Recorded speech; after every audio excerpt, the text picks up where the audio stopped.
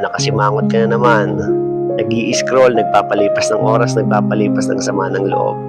Maaaring nagkasama kayo na loob ng asawa mo, or baka ng kapatid mo, or baka ng anak mo, baka yung nanay mo, yung kaibigan mo, or yung kapitbahay mo. Dahil nag-i-scroll ka na lang din dyan, ito, pakinggan mo ang payo sa'yo ng ating Panginoon.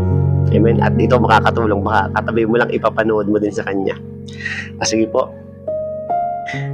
Efeso Kapitulo 4, versikulo 2. Kayo'y maging mapagpakumbaba, mahinahon at matyaga.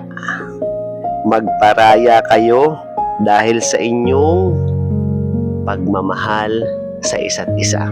Kaya kung katabi mo lang yung kinasamaan mo ng loob, nagkasamaan lang kayo ng loob mo, share mo sa kanya yung video ito, ipapanood mo sa kanya. Amen? At ito ang payo ng Diyos. Stay good and God bless. Amen.